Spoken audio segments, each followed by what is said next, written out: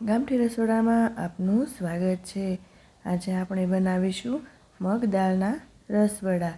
તો આપણે અહીં ગુલાબજાંબુ અને રસગુલ્લા ખૂબ જ ખાધા છે, તો આપણે નોર્થ ઇન્ડિયાની ટ્રેડિશનલ ડીશ બનાવીશું।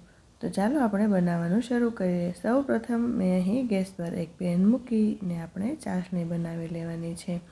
તો મેં 1 કપ જેટલી અહીં ખાંડ ઉમેરી છે ચાસણી બનાવવા। ત્યારબાદ તે જ માપથી આપણે પાણી ઉમેરીશું। આ રીતે ખાંડ ડૂબે તેટલું પાણી ઉમેરીએ। ત્યારબાદ આપણે ચમચાના મદદથી આ રીતે બરાબર ખાંડને અને પાણીને મિક્સ કરી લેવાનું છે અને ગેસની ફ્લેમ થોડી એવી ફાસ્ટ કરવાની છે। તો અહીં આપણી ખાંડ બધી જ ઓગળીને રેડી થઈ ગઈ છે અને હવે મેં અહીં 4 જેટલી એલચીનો પાવડર કરીને લીધો છે તે તેમાં ઉમેરીશું। ત્યારબાદ થોડા એવા કેસરના તાંતણા ઉમેરીશું। તો આ બધું જ આપણે સારી રીતે મિક્સ કરી લેવાનું છે અને ચાસણીને બરાબર રેડી કરી લેવાની છે। તો અહીં આપણે આ રીતે મિક્સ કરતા જઈએ અને બરાબર આ રીતે કલર પણ ચેન્જ થવા લાગ્યો છે। તો અહીં આપણી ચાસણી રેડી થવા જઈ રહી છે, તો આપણે થોડીવાર ચેક કરી લઈએ। તો અહીં આપણી ચાસણી થોડી એવી હજી આવી નથી, તો આપણે રહેવા દઈએ થોડીવાર માટે। અહીં આપણે ચાસણી નોર્મલ જ લેવાની છે, કેમ કે આપણે ગુલાબજાંબુની જેવી ચાસણી લઈએ છીએ તેવી જ ચાસણી આમાં પણ લેવાની છે। તો અહીં થોડી એવી ખાટી ચાસણી થઈ ગઈ છે, તો અહીં દેખાઈ પણ રહી છે કે થોડી એવી ઘટી થવા લાગી છે। તો અહીં આપણી ચાસણી રેડી થઈ ગઈ છે અને હવે આપણે તેને એક તપેલીમાં ચાસણીને ટ્રાન્સફર કરી લઈએ। તો આ રીતે ચાસણી તપેલીમાં કાઢ્યા બાદ હવે આપણે મિક્સર જાર લઈને મેં અહીં મગ દાળ 2 કલાક જેટલી મેં ગરમ પાણીમાં પલાળી અને લીધી છે। ત્યારબાદ મેં અહીં પનીર લીધું છે, જે હોમમેડ પનીર છે। મેં આગળના વિડીયોમાં પનીર પાસ્તાના વિડીયોમાં મેં પનીર કઈ રીતે બને તે મેં વિડીયો બતાવી દીધો છે। તો અહીં મેં પનીર 1 લીટર દૂધનું લીધું છે। તમારે જો પનીરની જગ્યાએ માવાનો ઉપયોગ કરવો હોય તો પણ કરી શકાય ને ઘણા કરે છે। તો અહીં મેં પનીર એટલા માટે લીધું છે કેમ કે તેનો સ્વાદ ખૂબ જ સરસ એવો આવે છે। તો અહીં આપણી મગદાળ અને પનીર પીસાઈ અને રેડી થઈ ગયું છે। તો જોઈ લઈએ આપણે। મેં અહીં મગદાળ પીસતી વખતે પાણી નથી ઉમેર્યું। જો તમારે જરૂર પડે તો 3 થી 4 ચમચી જેટલું જ ઉમેરવું। તો અહીં સરસ એવું આપણું અહીં બેટર તૈયાર થઈ ગયું છે। તો આપણે તેને એક બાઉલમાં આ રીતે ટ્રાન્સફર કરી લઈએ। તો આ રીતે બાઉલમાં ઉમેર્યા બાદ હવે આપણે તેને એક જ સાઈડ આ રીતે ફીણવાનું છે। જેટલું ફીણાય તેટલું ફીણવાનું છે। તો તેનાથી તેનામાં એકદમ પોચું થઈ જશે અને વચ્ચે વચ્ચે બબલ થઈ જશે ને એનો રંગ પણ ચેન્જ થઈ જશે।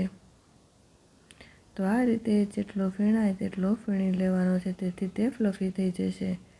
તો સરસ એવું અહીં ફીણાઈ ગયું છે અને દેખાઈ રહ્યું છે કે તેમાં બબલ આવી ગયા છે। તો હવે આપણે આ રીતે ચમચીની મદદથી જ તેલમાં મૂકવાનું છે। તો તમારે જો મગની દાળના બેટરમાં ચણાનો લોટ ઉમેરવો હોય, જો પાણી વધારે વધી ગયું હોય તો ચણાનો લોટ ઉમેરી શકાય।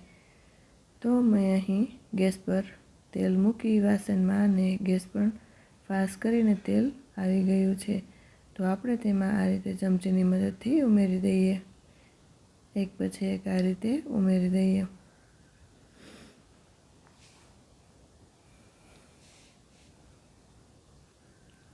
તો અહીં બધા જ વડા ઉમેરાઈ ગયા છે। તો હવે આપણે ચમચાના મદદથી આ રીતે ધીમેથી પલટાવવાના છે બધા જ વડાને ને ગેસની ફ્લેમ અહીં ફાસ્ટ છે। તેનો બંને બાજુ ગોલ્ડન રંગ થઈ જાય એટલે તેને થોડો એવો ગેસની ફ્લેમ ધીમી કરી દેવાની છે।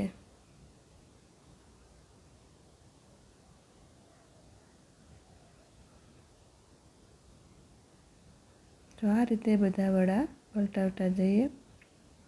ને બરાબર તળતા જઈએ.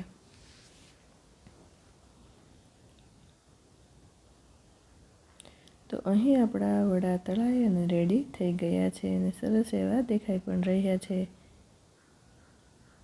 તો આપણે તેને એક ડીશમાં આ રીતે કાઢી લઈએ.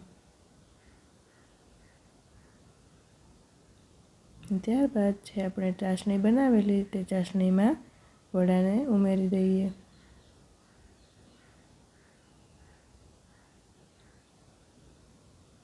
આવી રીતે વડાને ઉમેર્યા બાદ બીજા પણ બાકીના બધા જ વડા તળીને સાથે ઉમેરી દેવાના છે.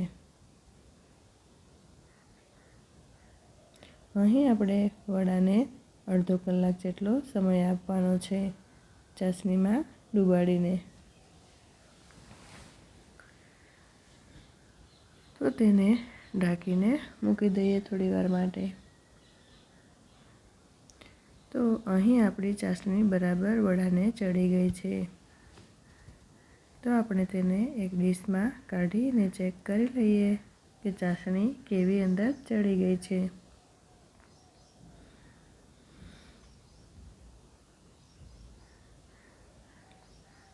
તો અહીં સરસ એવું દેખાઈ રહ્યા છે મગદાળના વડા. ચાસણી પણ અંદર બરાબર ચડી હોય તેવું દેખાઈ રહ્યું છે.